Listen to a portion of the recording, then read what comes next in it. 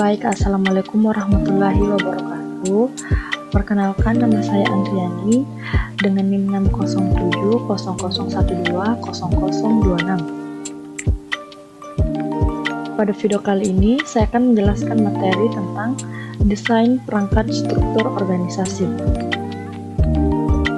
yang dimana kita harus mengetahui apa itu desain perangkat struktur organisasi, prinsip-prinsip apa saja yang digunakan dalam mendesain perangkat, contoh desain struktur organisasi.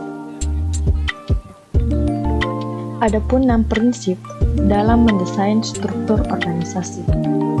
Prinsip-prinsip organisasi ini menurut Robbins pada tahun 2003 dan Gitlau pada tahun 2001 dan Cortada pada tahun 2021.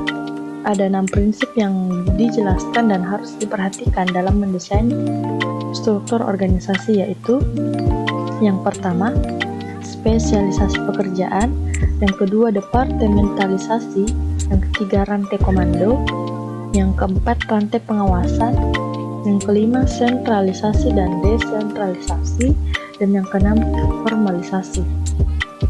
Adapun prinsip-prinsip menurut Robbins pada tahun 2003, yang pertama, spesialisasi, yang artinya prinsipnya bahwa seluruh pekerjaan dipecah-pecah menjadi sejumlah langkah dan tiap langkah diselesaikan oleh individu yang berlainan. Contohnya, bank, departemen, pemda, atau seksi atau subseksi. Yang kedua, departementalisasi adalah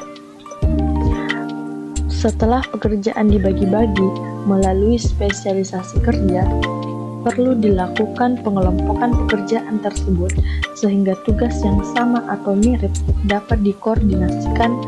Dasar yang digunakan untuk pengelompokan ini disebut departementalisasi. Yang ketiga, rantai komando.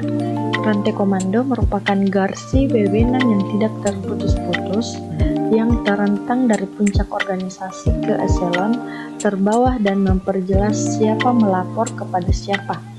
Ada 2 konsep komplementer yang perlu dipahami tentang rantai komando tersebut, yaitu yang pertama, wewenang atau hak-hak yang melekat dalam posisi manajerial untuk memberi perintah dan mengharapkan perintah itu dipatuhi.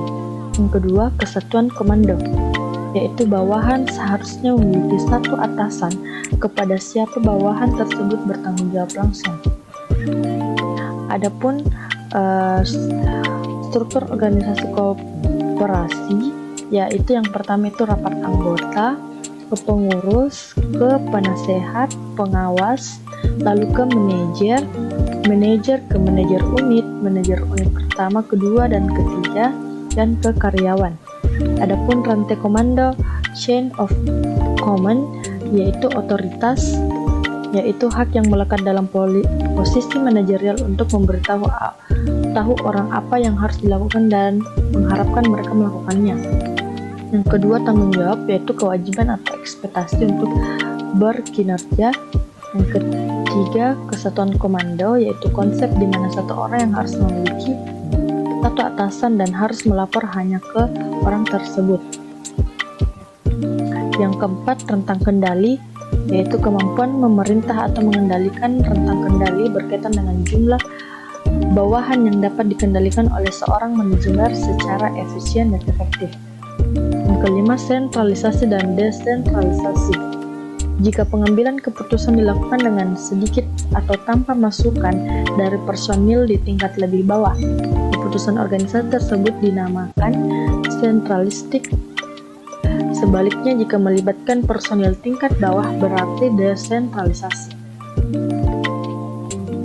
Adapun rentang pengendalian, yaitu jumlah karyawan yang dapat disupervisi secara efektif dan efisien oleh seorang manajer. Lebar rentang dipengaruhi oleh keterampilan dan kemampuan manajer, karakteristik karyawan, karakteristik pekerjaan yang sedang dilakukan, kesamaan tugas atau pekerjaan, kompleksitas tugas atau pekerjaan, kedekatan fisik bawahan, standarisasi tugas atau pekerjaan.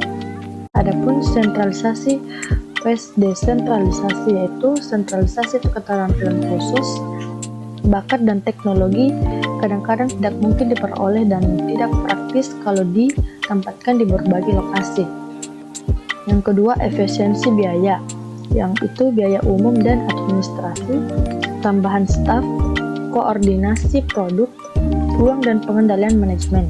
Yang ketiga, perbaikan dalam teknologi komunikasi baru-baru ini mempermudah pergerakan uang, informasi, transportasi, dan permesesuaian data dari lokasi sentral. Desentralisasi yaitu kedekatan dengan pasar, pengetahuan lokal mengenai masyarakat dalam pengambilan keputusan perusahaan, penerimaan dan pengetahuan pelanggan yang lebih baik mengenai kebutuhan pelanggan karena kecenderungan ekonomis setempat. Yang keempat yaitu kenyamanan penyalur.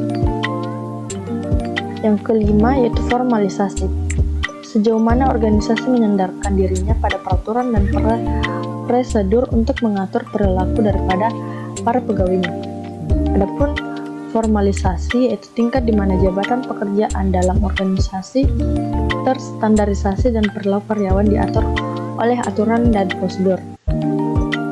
Yaitu adapun jabatan atau pekerjaan yang sangat diformalkan menjadi diskresi yang minimal atas segala sesuatu yang dilakukan.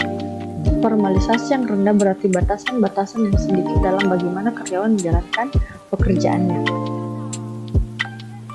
Dalam formalisasi dikenal istilah mekanistik dan fast organistik, yang dimana mekanistik seperti spesialisasi tinggi, departementalisasi rigid, rantai komando jelas, rantai kendali yang sempit, sentralisasi, formalisasi tinggi. Sedangkan organik, tim yang cross-fungsional dan tim yang hierarchikal atau aliran informasi bebas dan rentang kendali lebar, desentralisasi dan formalisasi rendah. Itu saja yang dapat saya sampaikan pada materi ini. Kurang dan lebihnya mohon dimaafkan. Wabillahi taufiq wal hidayah. Assalamualaikum warahmatullahi wabarakatuh.